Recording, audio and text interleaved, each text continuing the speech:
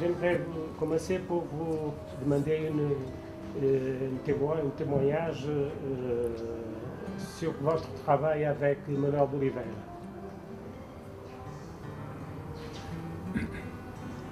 Je pourrais commencer par maintenant. C'est-à-dire que j'ai la chance d'être devenu très intime avec Manuel. Vous comprenez? Oui, oui. Plus que ami. Plus que simplement les relations directeur-acteur. Il y a entre nous, je crois que la principale chose qu'il y a entre nous, c'est presque de l'enfance, c'est-à-dire l'amusement extraordinaire que représente le cinéma. Parce que tout le monde pense que Manuel d'Oliveira est un grand intellectuel du cinéma. C'est vrai, mais c'est aussi un grand farceur. Un grand farceur. C'est un homme qui a une élégance de vie qui est très secret,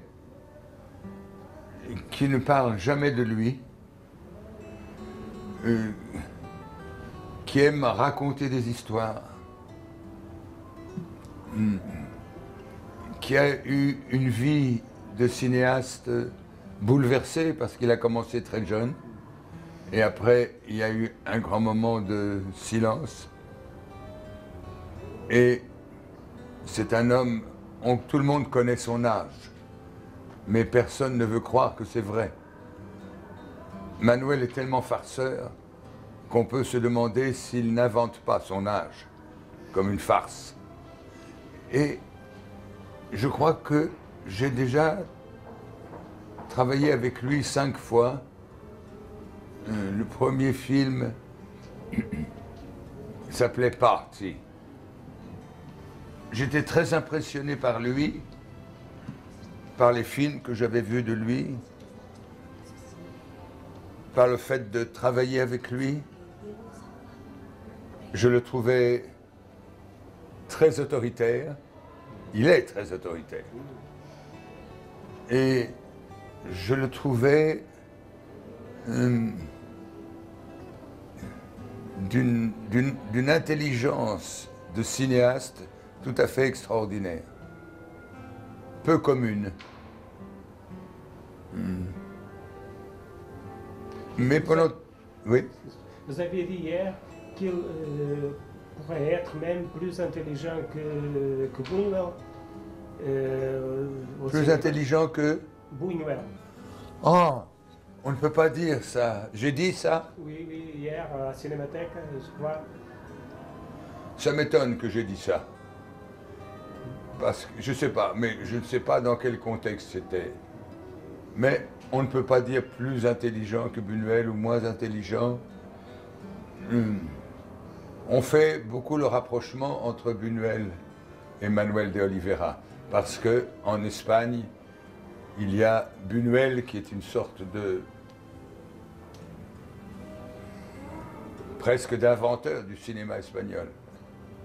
Et Manuel de Oliveira qui est presque un inventeur du cinéma portugais. Mais disons que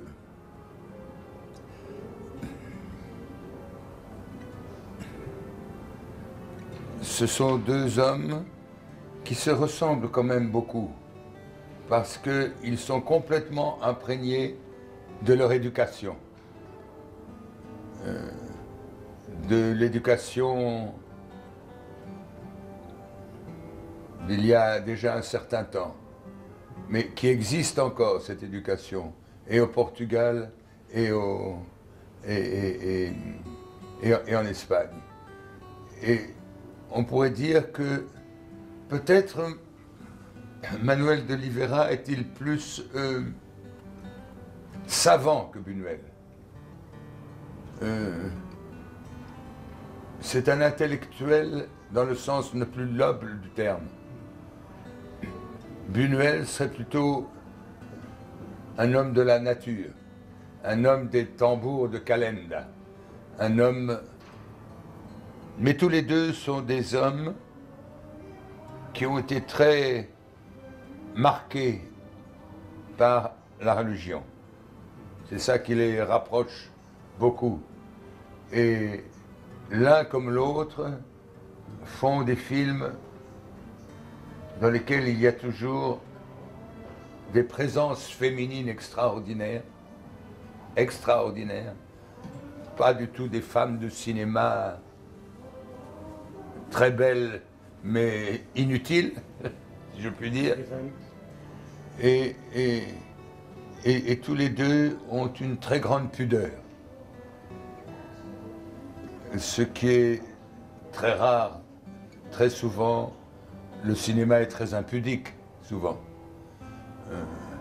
Ce qui caractériserait Manuel de Oliveira et Buñuel, ce serait leur pudeur. Mais leur pudeur qui permet d'aller dans les jardins les plus secrets de nos existences. Attention, ils sont très pudiques, mais très impudiques pour secouer l'imaginaire du spectateur. C'est clair?